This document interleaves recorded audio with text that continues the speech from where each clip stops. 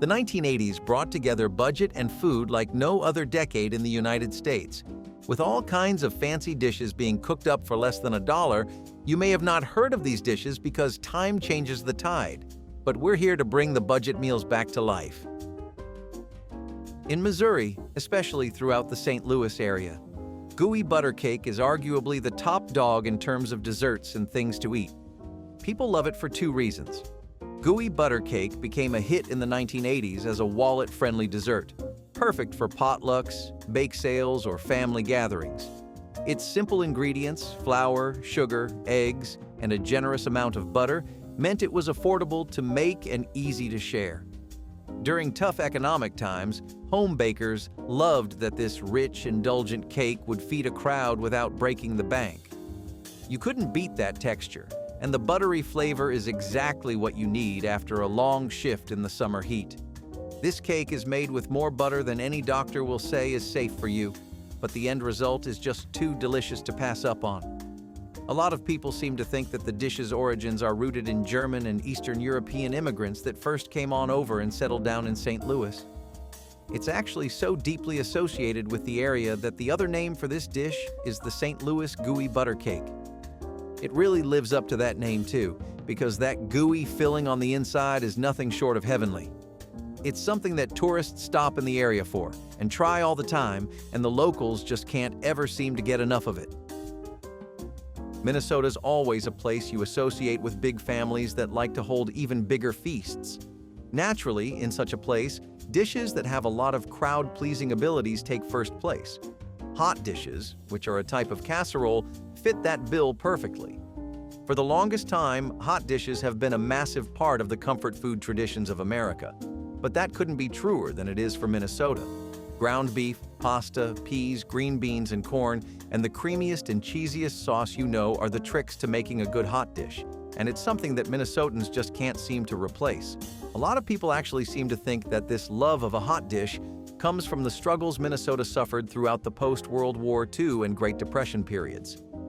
Back then, it was extremely vital that people prepare dishes that could feed entire families with minimal ingredients. As the name implies, it's also pretty hot, which makes it perfect for the winters and for reheating it. Potlucks and casseroles were always something that was really popular in America, especially in Minnesota, and this casserole is textbook proof of that never-ending trend. So, the best part about going to South Carolina is easily the Frogmore Stew that you can find in the low-country parts of the state. Despite what the name implies, rest assured, there aren't any toads or frogs that will jump out from your bowl of stew. It's just a small little reference to Frogmore. This is a community that you can find in St. Helena Island, located in South Carolina. It's said that this is where the dish first came from, and it's a one-pot boil that's become pretty closely associated with Carolina cuisine. This seafood boil pretty much is made of all the basic ingredients you would imagine modern boils to use. You have your mashed potatoes, corn on the cob, shrimp, vegetables, and spices, and it really is one of those crowd-pleasing dishes I talked about earlier. It's nearly impossible to go wrong with this dish because it's got a lot of variety. If you're sitting with a group of people who aren't the biggest fans of shrimp, you can throw in some cod, some oysters, or crab. Whatever kind of seafood gets the current group going, it can work in Frogmore Stew. Since this is entirely a boil, it's also pretty nutritious. This is part of why the dish got so popular, since people living on the Carolina coast would rely on one-pot boils like these, which made use of the catch of the day. As far as names go, this is probably the most insulting one I've ever seen. But nonetheless, a garbage plate is a Rochester classic, and if you're ever in New York, you'd be doing yourself a disservice by not trying it. Yes, you heard me right, a garbage plate. Not following? I wouldn't blame you. If someone told me to eat that, I'd probably think they were making fun of me. In reality, though, a garbage plate is pretty much just this massive behemoth-sized platter that you can really customize and adjust however you would like. Pasta fan? Throw in some macaroni and homemade fries. Meathead? You can't ever have enough ham, sausages, and chicken. Vegetable addict? Works for everyone. Still, who came up with such a massive display of gluttony? Nick Tahu Hots, which used to be one of the top restaurants in New York in 1918, founded by Nick Tahu, apparently made the dish for the first time. It was his way of giving customers the most bang for their buck and giving them a big meal for an affordable price. Quickly, it became a quintessential part of New York's street food culture and a symbol of the kind of indulgence you'd only find in the streets of New York City. The name itself apparently comes from how it looks, which, well, isn't really flattering. Pepperoni rolls are actually a pretty iconic and beloved snack if you go on over to West Virginia. A lot of people think that this has to do with how the snack has its roots deep in the Italian immigrant communities that have settled down there and made a home throughout the 20th century, but I also think it's this general trend of Americans preferring Italian and French food. A lot of miners would eat these rolls, though, especially in the towns that were really known for mining. Pepperoni rolls remained popular through the 1980s, especially as a budget-friendly meal option during economic downturns. Their portability made them a go-to for busy families and workers looking for quick, affordable lunches. Unlike pricier deli meats or elaborate sandwiches, pepperoni rolls offered a satisfying blend of protein, carbs, and flavor at a low cost. Plus, their shelf stability meant they could be packed ahead of time for school lunches, road trips, or shift work. The rolls were made out of your typical pastry dough and stuffed to the brim with cheese and pepperoni, and they became a staple of all kinds of local bakeries. You could even find to-go versions for sale in convenience stores, and if you wanted rolls that looked fancier, then you'd go for the ones served at restaurants. If you go on over to central New York, specifically Utica, then you'll actually find an interesting bit of the local cuisine there known as chicken riggies. Tired of pastas? Give this one a shot. I promise it might turn your world upside down. This dish is entirely inspired by the Italian-American communities that are so dominant throughout Utica, and it's something that you can never go a day without seeing in upstate New York. The strong scent of hot peppers and chili flakes carries for miles, and it's that spice that people most strongly associate with a chicken riggy. This dish is pretty much named that entirely because it uses a lot of rigatoni pasta, which is the main star of the show here. It's made using chicken, cream, and all kinds of spices, and it even uses banana and cherry peppers. Come on, when's the last time you heard those names in a dish? I'll wait. Until you figure that one out, let's talk about some of the history here. This dish goes back to the 1970s, where it's really popular in Italian-American culture. A lot of people also think it started at the Colonial Restaurant in Utica, but that's not confirmed. Either way, this is one of the best regional dishes the states have to offer you. Chow is a pretty decent little dip in the southern side of America. Appalachian regions really just can't get enough of the stuff, and they definitely never fell out of the habit of pairing it up with most of their dishes. You could call it a pickled relish, but it's really just this dip made out of a cocktail of different greens and spices. You got your peppers, mustard seeds, cinnamon, and cloves, as well as cabbage, green tomatoes, and onions. It's actually a lot sweeter than you would originally think too, and really crunchy. People would chop the vegetables as finely as they could and mix them with vinegar, sugar, and spices to make this really vibrant brine, which stood out among other flavors at the time during the 20th century. The vegetables were also blanched and then placed in jars. The brine was then poured over them, and this would be sealed in jars so that it could marinate. It sounds simple enough, but it's a bit tricky, and even taking a bit of time away or leaving it in there for just a tad bit too long can mess with the flavors here. Let's stay in the South for a while. It's not all savory and spicy, they even have some great desserts. Divinity candy, for example, is this wonderful nougat that's made out of the simplest ingredients ever and just enough vanilla to make your day. It's light, airy, and pretty flavorful, and it makes a lot of use of a 20th century classic. Corn syrup was something that the country couldn't live without, and that was largely because of how popular it got during the wartime period. Divinity candy is made out of a meringue that has an egg white base, and it involves beating those eggs and mixing them in with the syrup until you get this really glossy mix. After you've gotten the right consistency, and that's really critical here, you just pipe it onto some good wax paper and let it set and cool. It's crunchy since it uses pecans, but every bite really has a lot of sweet and warm flavors to it, which makes the overall experience absolutely amazing. It's the perfect thing to eat after a big barbecue platter or something that really takes your digestive system for a spin. Barbecue spaghetti is a Memphis, Tennessee classic, and it takes the best of both worlds. You have barbecue, which is something that Memphis swore long ago that it couldn't live without, and you have spaghetti. Memphis-style barbecue works extremely well with spaghetti because it has a big focus on the smoky and tangy side of things. This barbecue uses a sauce that's made out of marinara and a tomato-based barbecue sauce too, which is a big part of what gives it that smoky flavor. Then, you have your pulled pork and chicken, along with some classics like bell peppers and garlic, which give the dish its finishing touches as far as flavor is concerned. Despite its status as a regional classic, this is really just a new dish that only recently made its name in the Memphis food scene. It wasn't always there, but what was a big and ancient part of Memphis tradition is barbecuing. You could just consider this another successful experiment in that long-lasting tradition. It's originally believed that African American communities came up with barbecue spaghetti, and it was probably a way to get rid of leftover meat. Since there probably wasn't enough to constitute a full plate, people would often mix it with any kind of grain or starch to get a full meal. Chicken bogs are some of the best things you can ever get in South Carolina. They're a classic in the Low Country, and it's one of the best one-pot dishes ever made in the country. This dish makes full use of chicken, rice, and sausage, and you know that any rice-chicken combination is a classic format for comfort food.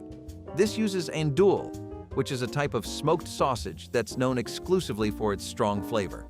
Then sometimes there are vegetables and chicken thighs in the broth. The big part of the names actually comes from the fact that it's a broth that is really heavy on the slow cooking.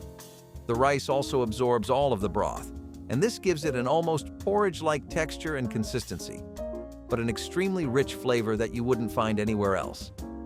You can find this in North Carolina and Georgia too, and it's one of the most effective meals for big families. That state has always had a high population and a culture of big families, so it makes sense that dishes like these got popular there. Another thing that's really popular is the Hemingway Chicken Bog Festival, which actually does get held every year in Hemingway in South Carolina. As you can probably guess, the theme is exclusively chicken bogs. Johnny Marzetti is a dish, not a person, and it's one that's entirely tied to the history of food in Ohio. While people debate the exact circumstances that led to this dish, there's no doubt that it was named after the real-life Johnny Marzetti, who was a restaurant owner up in Columbus, Ohio. His entire family owned what was known as the Marzetti Italian restaurant during the early years of the 20th century, and the most commonly accepted origin story is that this dish actually began here. It was something so popular that people started to associate the Marzetti name with it, and it was their best-selling pasta. What people don't know for sure is whether the dish was something that just caught a catchy name or whether it was Johnny Marzetti's magnum opus. All we do know is that around the 1950s and 60s, you started hearing this name a lot more commonly. In the Midwest regions, it was known for being on school lunch menus and for its ability to feed an entire busy family with almost no effort. Scrapple is this meat pudding that's pretty much made out of trimmings, scraps, you know, your typical offal. Then you throw in some pork loaf and cornmeal, and we really start to smell some flavors coming together. It's got a pretty grainy texture and is made entirely out of pork fat, and it's one of the most common things in mid-Atlantic regions. Whether you find yourself in the trenches of New Jersey, surrounded by deli food in Virginia, or whether you can't get a decent meal in Delaware, you can always rely on some budget-friendly diner serving scrapple.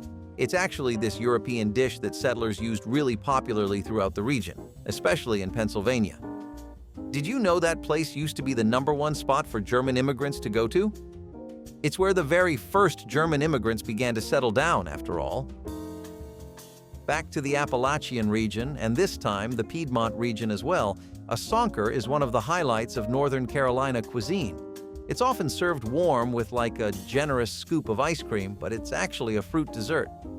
These are really popular up in the South, you know? They get very serious about their fruit desserts. It's hard to find out where the dish first originated from, but lots of people believe that farming families that were trying to make the best out of their fruits are the first ones who found it. Actually, a lot of people seem to unanimously agree that it first popped up in Surry County. This is also where it's most well known, so maybe this one has a bit of truth to it. The city of Mount Airy in Surry County is also known for its massive use of sonkers and how it really doesn't ever let up on them. People there make these throughout the year, around the clock, and it's a point of competition for local bakeries too. Surrey County even has Sonker Day, which is an annual event that celebrates the dessert. It's this community thing in Pilot Mountain, and people from around the place come and make their best version of a Sonker, along with lots of other regional foods that have tons of history. The Sonker contest is one of the best things to check out in the area, so if you're ever around, give it a visit. Wilted lettuce salad is pretty much a traditional Southern dish that got popular around the wartime period. Back then, vegetable-based dishes that were easy to make and had ingredients that weren't costly or rare were prioritized over everything else. These were the kinds of recipes you really wanted to stock up on. To that end, this dish uses dandelion greens, spinach, and Bibb lettuce. A lot of people started to use dandelion greens, especially because you could grow them in your victory gardens back in the day during the Depression and War. Its simple ingredients and its ability to keep you full made this one of the most economical choices to go for in a time when money was short and your pantry was even smaller. With this, you also have a little bit of bacon so that it's not too unfamiliar or vegetable-based for the average American palate. The crumbled bacon gets tossed together, and the salad is served warm, with a crunchy bite and a smoky aftertaste. What about Sally Lunn bread? Have you ever heard of that? I bet it's a little new to you. Otherwise, I'll feel bad for not knowing. This dish was something that we got from our English immigrants that first began to settle down here, and it involves this yeast-leavened bread. It's such a popular item in the States, and it's one of the lightest breads you can ever have.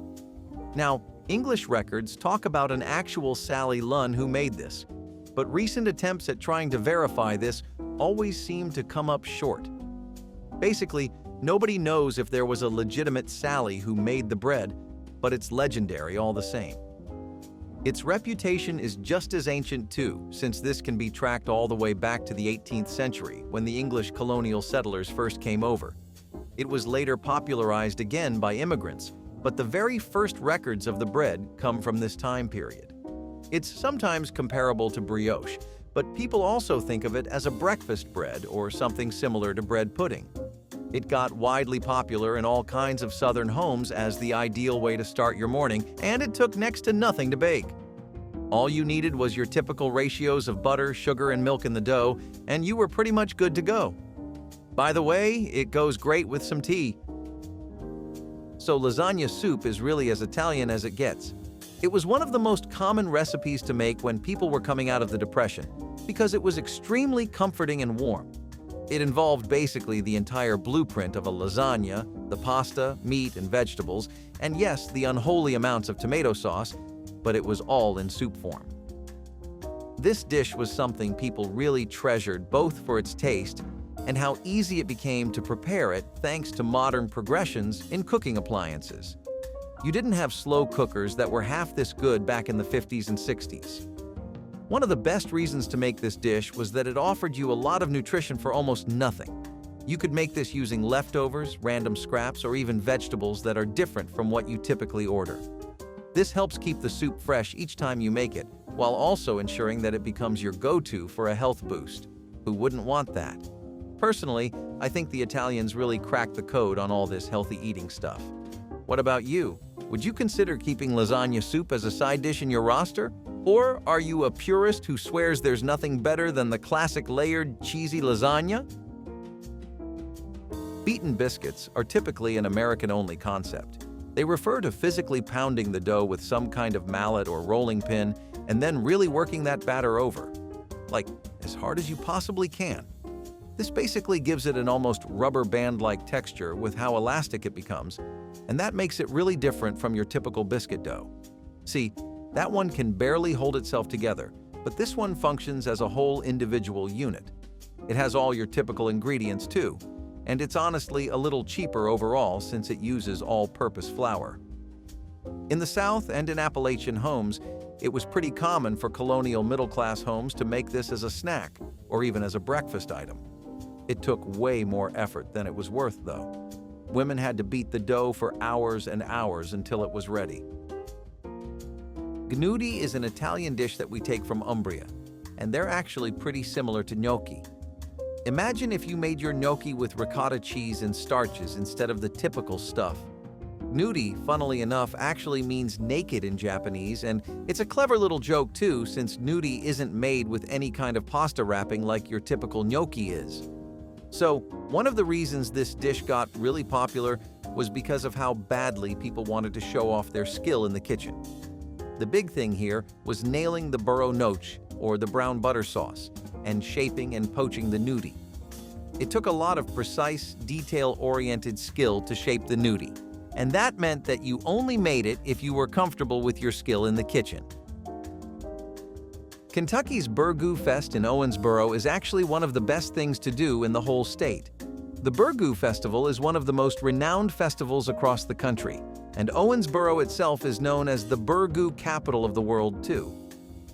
The actual history of the Burgu comes from the 19th century African-American communities that first made this into a southern dish. A lot of them were working in plantations and had to really play clever with their ingredients, and this meant that Burgu was something people couldn't live without. That only got worse when the Civil War rolled around and people started incorporating the recipe into the mainstream due to its ability to feed massive groups of people. The Burgu itself is this really thick and dense stew that has mashed potatoes, chicken, and all kinds of vegetables.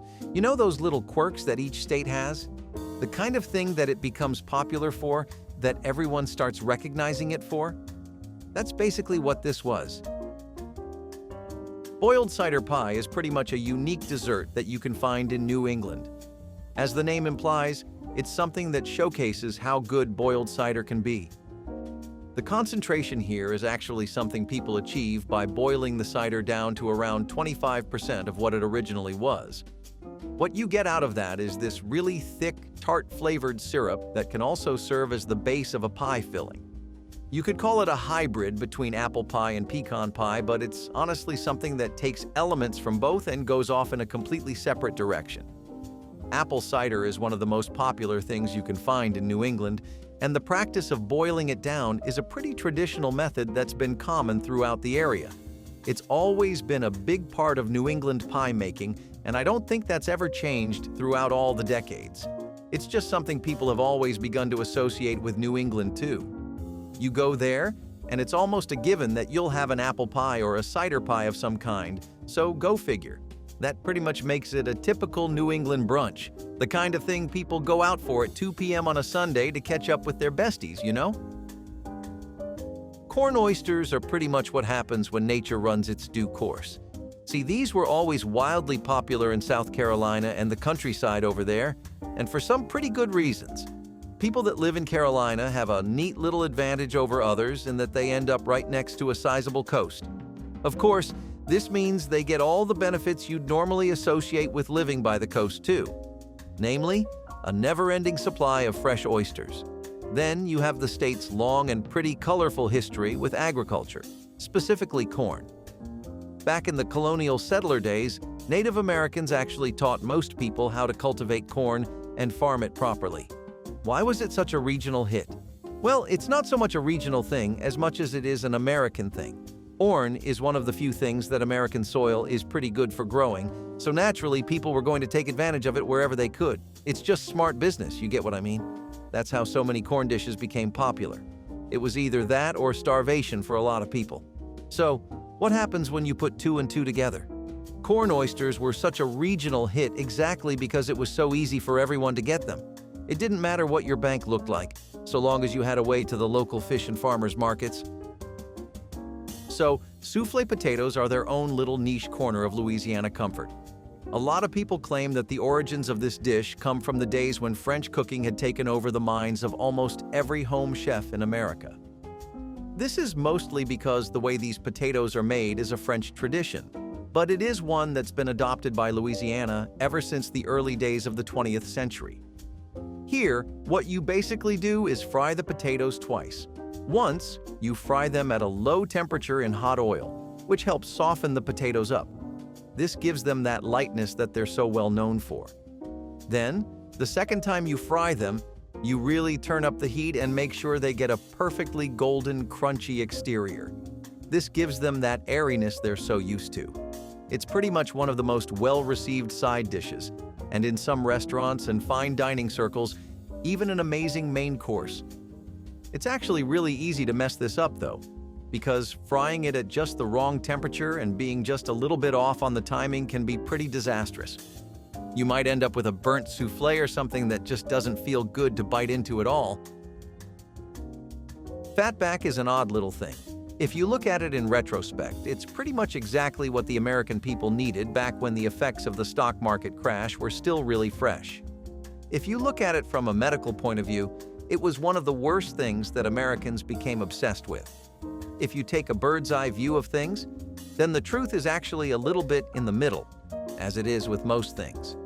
Yes, it is true that fatback, which is basically the fat off a pig's back, genius naming scheme by the way, was really helpful throughout the first half of the 20th century.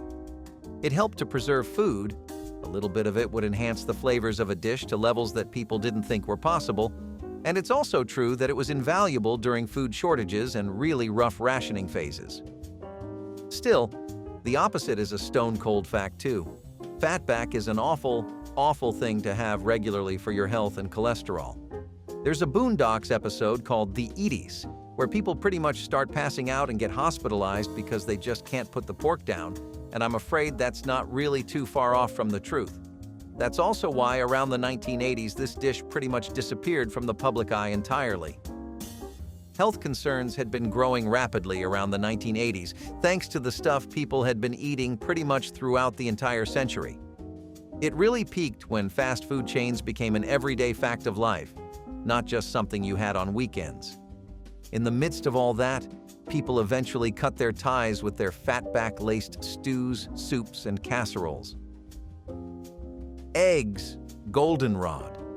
An interesting name for a dish, don't you think? What's even more of an eye-catcher is the fact that this apparently looks like a goldenrod, the actual flour.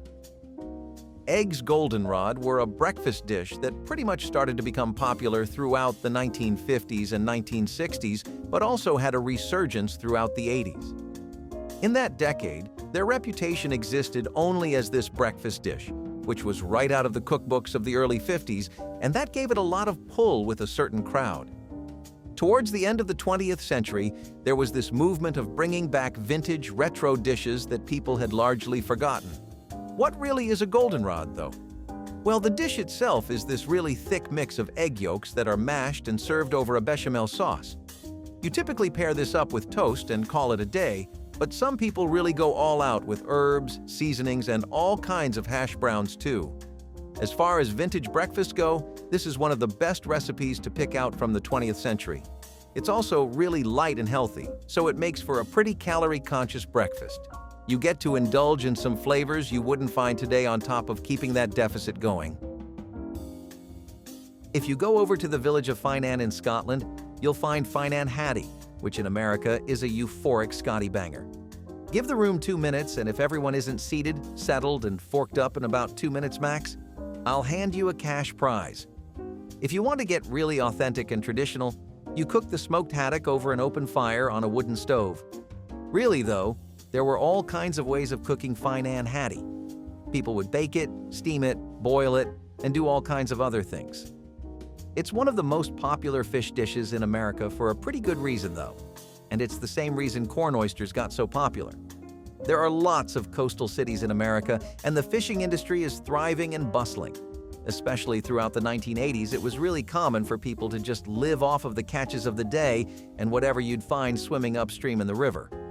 Unfortunately, though, it pretty much existed as this rural, regional specialty in coastal areas. Finan hatti was usually made with a lot of cream, fat, and butter, which meant that it wasn't going to last with all the healthy eating trends that were taking over. People ended up forgetting it, and outside of some traditional Scottish communities, no one even really knows about this dish. You can't call it vintage since it wasn't that long ago, which makes its immense fall-off even more surprising. So most oatmeal meatloaf recipes use the oats as a side piece to, like, 2 pounds of lean ground beef, but that was obviously not what people were working with back then. Instead, the loaf was made entirely of layers of oatmeal, with sausages and bacon stuffed into it to give that meaty profile. Some dried onions and garlic meant that there was good enough reason to get the fine plates out, and there was always enough to go around too. Plus, grandmas really ran with the recipe right after the Depression ended and things started going back to normal. They would add things like tomato sauces and never spare the eggs or the flour. Probably why kids would love it so much since they went all out with it. But after going through a patch where this was a luxury, you cannot blame them for wanting to go the extra mile either. We're going to go forward in time a bit, all the way to the beginning of what most people consider the late 20th century, where stuffed zucchini boats first started becoming something you would hear about regularly. You know, at bars, from your friends and colleagues, or your partners. They became really hot in the 60s and 70s when it felt like everyday people were trying another dish from a new country that hadn't really touched base in America yet. It was the first time people expanded their taste buds beyond the bacon, pancake, and hash brown breakfasts they were mostly used to. Plus, stuffed zucchini boats were really healthy. They were a lot better to eat than those aforementioned breakfasts. The best part was that you could really change up the fillings, so depending on what you wanted, you could have fully vegetarian zucchini boats or ones with ground beef stuffings. People say this is a part of Italian-American cooking, but a lot of Mediterranean cooking makes use of dishes similar to zucchini boats, like using stuffed peppers and vegetables like eggplants. Who says you need apples to make an apple pie? Not the Depression era, folks, that's for sure. This mock apple pie was a genius hack that used Ritz crackers as the crust and a sweet, sticky filling made from sugar, cinnamon, and water. It was a budget-friendly dessert that satisfied the sweet tooth without the need for expensive or hard-to-find ingredients. Plus, it was a great way to use up those stale crackers lurking in the back of your pantry. The Ritz mock apple pie became a Depression-era favorite, despite the fact that it was a pastry imposter. How did it work? The aromatic mixture of sugar, cinnamon, butter, lemon juice, and crackers combined to convince the taster's senses that the pie actually tasted of apples. Mock apple pie actually dates to the mid-1800s. During the wintertime, when apples were scarce and dried apple stores were used up, inventive home cooks would instead use soda crackers or stale bread. The more modern Ritz cracker version came about in the 1930s. It was rare to get protein from actual meat during that period, but that didn't stop people from fulfilling their cravings by dabbling in mock cuisine, such as the popular mock fish fillet. While this did not actually use fish, it imitated the texture and flavor with pints of milk brought to boil, ground rice, chopped onion, and leeks, with the end being a good stir in a properly beaten egg. What you had was an excellent mimicry that felt close enough to the real thing while being distinct and offering a new experience. Nowadays, this recipe is used in vegan communities, but its origins come from very anti-vegan places, and it would be a great substitute for actual fish and chips as well. Yes, you heard it here first, skunk stew. Even when the Dust Bowl left dinner plates empty, people were not the only ones who could not escape being eaten, not even skunks. Now, before you start gagging, let me explain. Skunks were not the preferred source of protein, but when the resources were scarce, the farmers made do with whatever they could hunt down. Cooking skunk stew was not for the faint-hearted. First, you had to, de-skunk the skunk. It was mandatory to have the scent glands removed unless one wanted the house cleared faster than a tornado. After washing, it was cooked with what vegetables and spices were available. The result? A rather soft and gamey meal that was palatable though, but not one that would make me eagerly look forward to the next meal. Skunks may sound like the butt of some jokes, but these animals were a good source of protein food when all else was scarce. And can you imagine? A skunk was not as smelly as other wild games like raccoon or possum? Talk about a backhanded compliment. While skunk stew appears to be the epitome of the challenge-accepted food that is popular today for the survivors of the Dust Bowl, it was a symbol of survival. They made desperation into dinner. As they say, where there is life, there is a chance to live, and sometimes to live, you have to eat the wild, literally. In Texas, as well as New York, rice with raisins started becoming a really popular dish among the middle class and a breakfast that many children grew up on. Especially in Indian American communities, which were sparse at the time, but they were still there every other block or two. It was already customary to eat rice with milk and raisins there, so they brought it to America, and others took note. They were not the only ones to introduce it though, since Chinese Americans also had their own take on the recipe that led to a more custard-like variant. When people could not afford to even eat rice pudding, they would make their rice and eat it with different kinds of nuts and raisins. The idea spread like wildfire in states like Alabama and Arkansas and the Midwest overall. In Michigan, it was a pretty common choice to use brown sugar and cinnamon whenever available. Hoppin' John is a dish that has some pretty rich heritage. I'm talking about African, Caribbean, and Native American roots that all boil together in the melting pot known as the South, where it first started becoming really trendy. However, the origins of the dish are actually a bit darker than just a happy coincidence that somehow got into everyone's table. Though the people who were eating it happily wouldn't know, it was first created and brought over by enslaved Africans in the American South. It made use of African rice and pork, and yes, the best part of the dish were the black-eyed peas even in those times. Now, as far as the name Hoppin' John is considered, nobody really ever knew where it first came from, or if there was a John who made this dish and brought it into everyone's lives. But the first time this name was mentioned was in the 1840s in a print. If you were down in the South in African American communities during New Year, then you would especially see a lot of Hoppin' Johns everywhere. The aroma of those peas and the smoked pork wouldn't miss anyone's nose, as the scent carried for miles and miles away. It was eaten specifically on New Year's because it was a common belief that eating Hoppin' Johns would bring good luck to people if they ate it to start the year. If you went into any new year with such a good plate of food, I'd say your luck was already pretty good. So maybe it does work? Up next, we have a dish that was all about making the most out of simple ingredients: spaghetti, boiled carrots, and white sauce casserole. It can be argued that Eleanor Roosevelt did the best she could during the Great Depression. The First Lady promoted dishes to encourage savvy homemakers, such as a casserole made from spaghetti, boiled carrots, and a simple white sauce of milk, flour, salt, and butter. The spaghetti had to be cooked for 25 minutes. The idea was to get the noodles mushy so they paired nicely with the boiled carrots and a penny's worth of creamy sauce. The result? A vehicle for nutrition and nutrients. Families loved this dish because it was versatile and could easily be modified based on what was available. It was a great way to fill up hungry bellies without breaking the bank.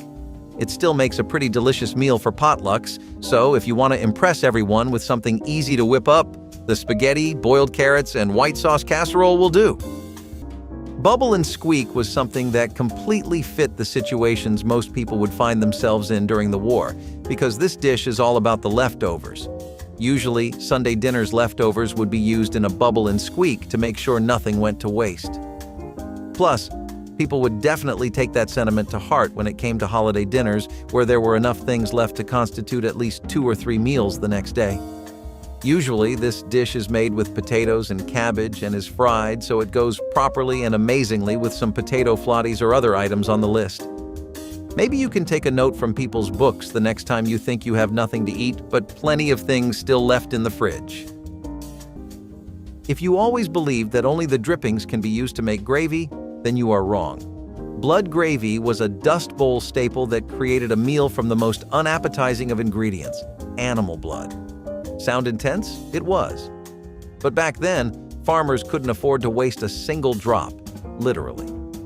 Blood gravy was produced by drawing fresh blood from animals, particularly pigs or cows, and then mixing it with flour, milk, and spices to make it into a thick paste that was served as a relish.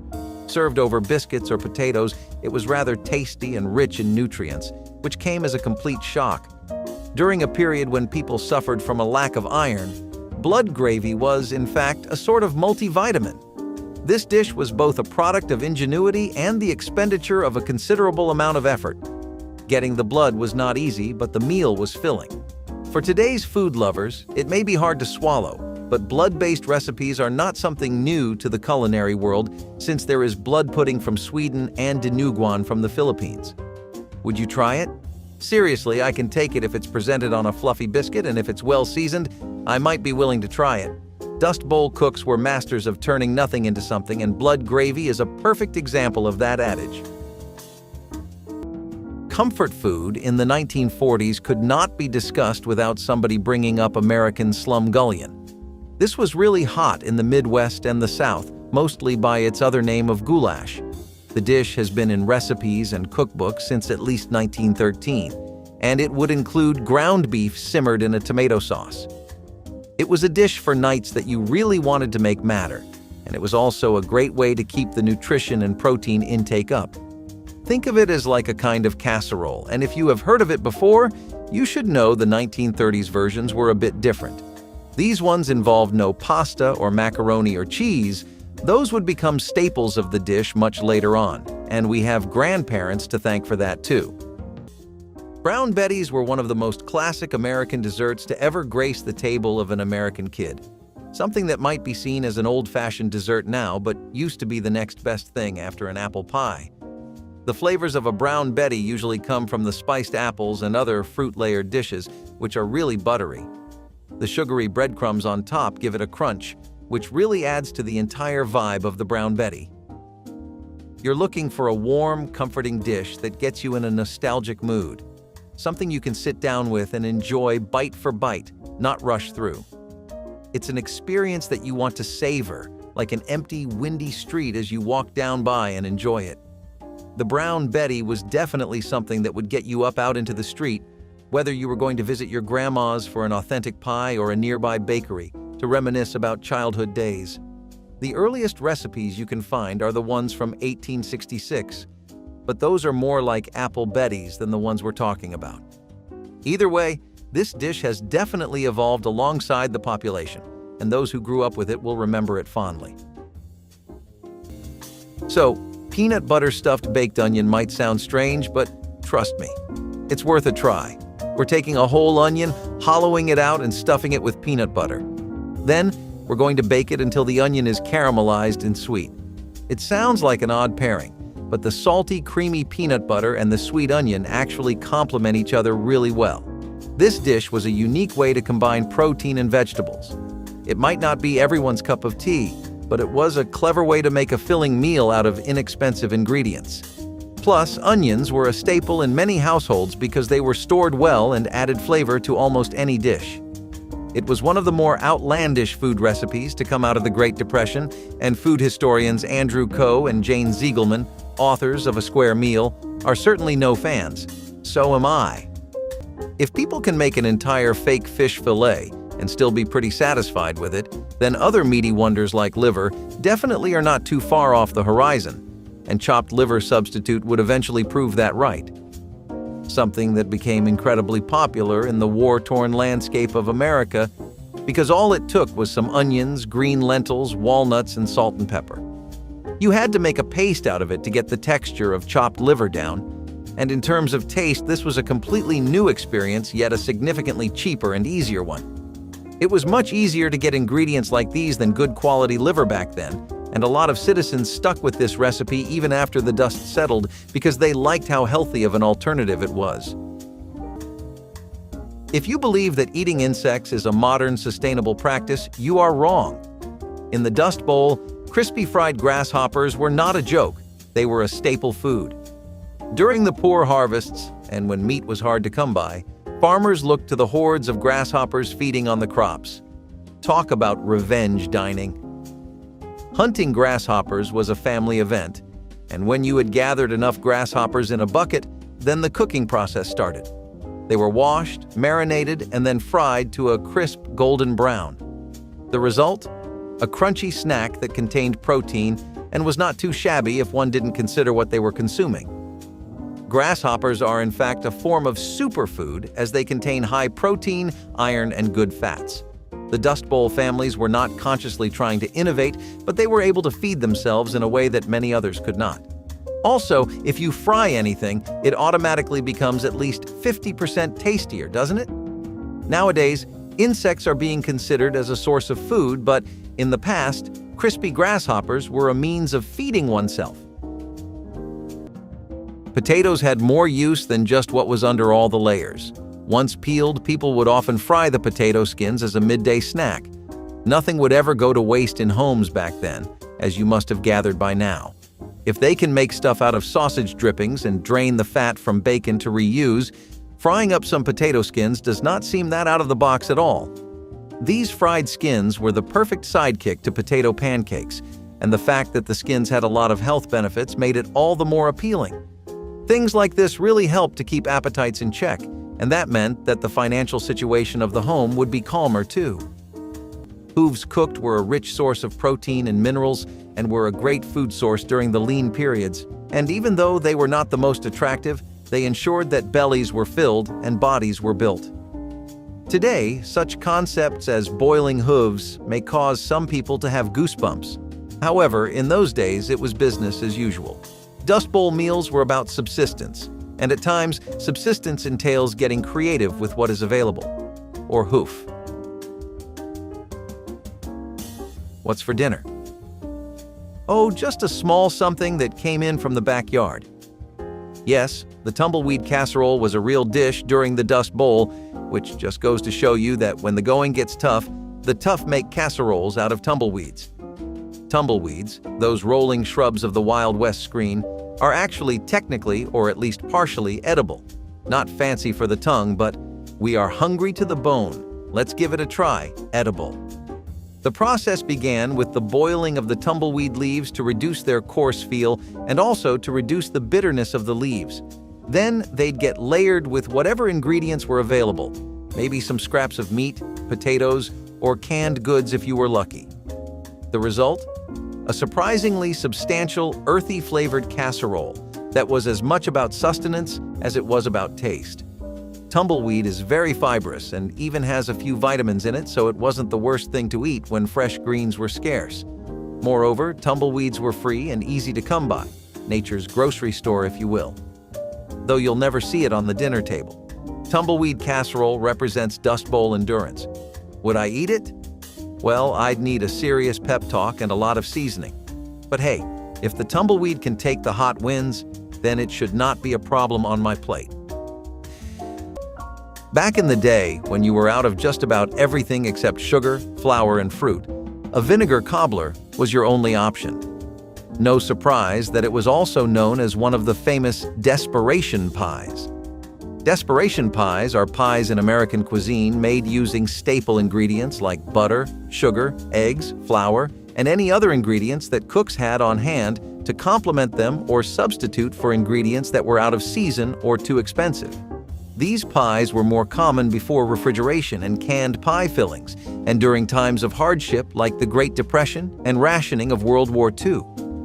When fresh fruits were hard to come by, people turned to vinegar to mimic the tartness of fruits like apples and lemons. This cobbler used a mixture of vinegar, sugar, and spices to create a filling that, when baked, tasted surprisingly similar to a fruit cobbler. Instead of chunks of fresh apples, those on a budget would use apple cider vinegar to fake the acidic taste. The crust was made from basic pantry staples like flour, sugar, and butter or lard.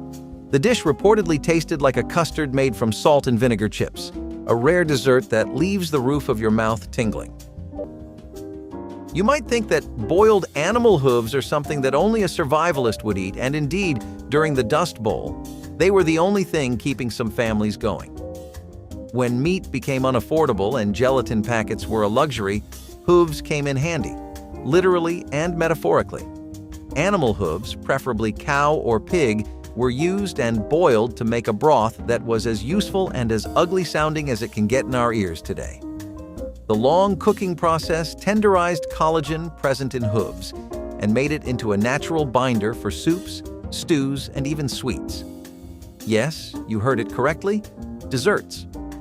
Gelatin from hooves was the secret behind the wobble in aspics, jellies, and custards. This was not about getting by.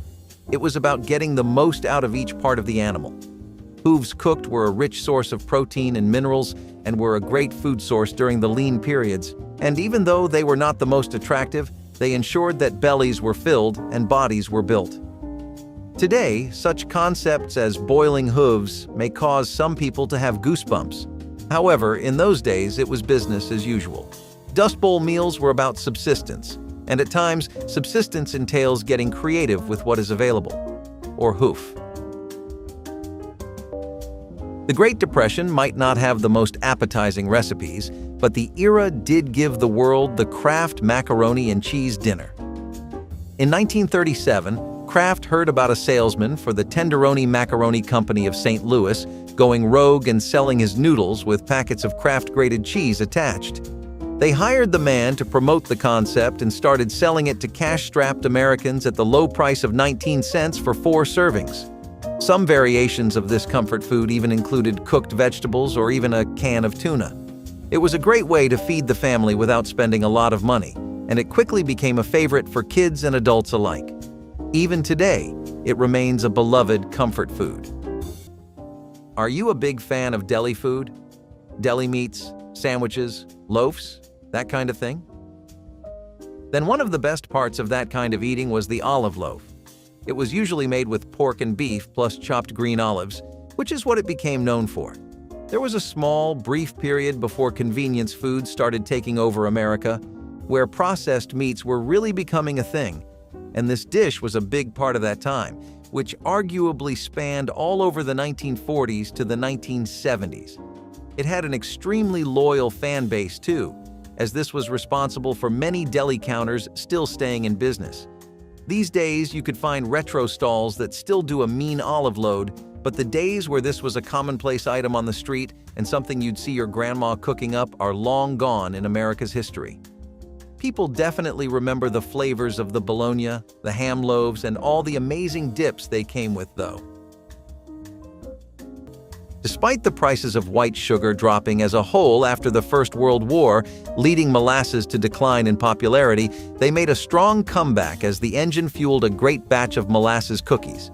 People also started abandoning white sugar during the Second World War, and it caused them to look for alternatives for their yearly Christmas baking sessions, and the government was already pushing on molasses for widespread public use pretty hard. Eventually, people saw the value, and the ones that did not have to because it was so much cheaper to get molasses than any other ingredient. That, along with some sorghum syrup, meant that people could still enjoy a fresh batch of hot cookies and warm milk to welcome the winter. It might not seem like much, but maintaining tiny traditions like that meant a lot to people and kept their spirits going as the days got harder and costlier. Speaking of molasses, they also went really great with some slow-baked beans. Molasses have a knack for adding a lot of deep flavor to a dish, and the fact that these were usually left overnight to absorb all of it made for probably the best baked beans people could get in those times. It was especially popular as a summertime meal. Baked beans were not too hard to get, not the tinned versions because those were still pricey. Once you had some, you would just leave them in water to soften, and then the beans would be baked for 8 hours straight overnight. Making it was a whole day, literally. But once you were done with the prep work, it was all just a waiting game, and this was one time where being patient really paid off. We're going to take a bit of a deep dive into a cuisine that we haven't really explored before. I'm talking about caponata, which is a very traditional Sicilian dish that goes all the way back to the 18th century. It's supposed to be a sailor's dish, can you believe that? It got that reputation attached to it because the birthplace of caponata was Sicily. There's no specific restaurant or name that's credited with making it, but if you ever went there, you'd know just how much the people appreciate this. The first time this became popular in America was when Mediterranean cuisine and Italian immigrants were mixing together and creating all sorts of new dishes, as well as bringing old familiar ones from their homeland. The best part about this dish for a lot of people was that it gave a chance to a vegetable, which otherwise people just aren't too fond of. I mean, eggplants aren't really the most main course-worthy idea you could think of, right? Pair that up with some tomatoes, onions, olives, and capers and cook it in vinegar, sugar, and olive oil. Make a nice little traditional agrodolce sauce, and you'll get this extremely earthy dish with a lot of complex flavors going for it. Mock cuisine in general really saw its heyday during the harsh times of rationing, especially with all the things that were famously eaten before times got so bad like brain. People wanted more of their favorites, even if they had to compromise in some way. And things like mock brains would become really popular as a result. Known for being quite heavy on the seasoning and being laced with fat, they incorporated basic spices like hickory smoke, paprika, and garlic. People would typically have it with a tomato sauce if they could spare the ingredients, and it definitely scratched that itch that lots of US meat lovers were having around the nation.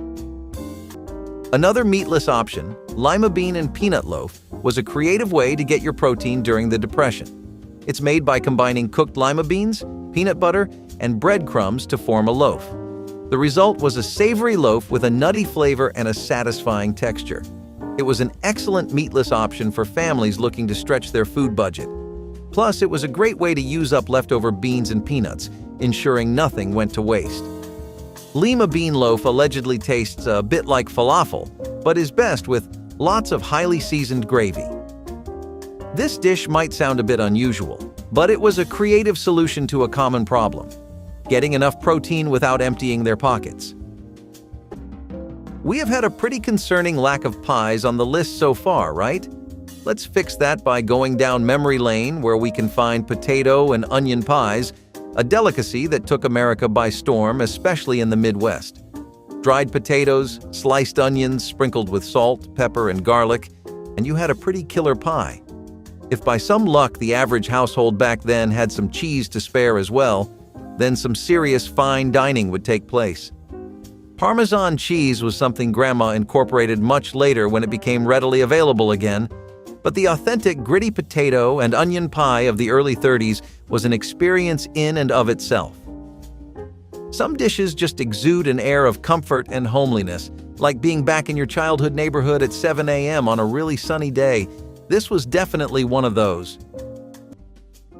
So this is a bit of a tricky name to pronounce even when you give it a genuine try, but it's worth knowing about this dish because of how good it is. Ballymaloe Irish lamb stew is something that comes all the way from County Cork, and lamb stew is something that Americans welcome with very open arms. You can particularly find this dish being spread in droves around St. Patrick's Day in any Irish-American community. Whether you're in New Hampshire or Rhode Island, which even today have a pretty solid amount of Irishmen living in them, you're bound to run into a Ballymaloe stew once in a while. Despite how good of a stew it is, with tender carrots, potatoes, and tender strips of lamb, and how simple the preparation is since it relies mostly on the natural flavors present in the ingredients, this dish actually flopped once before.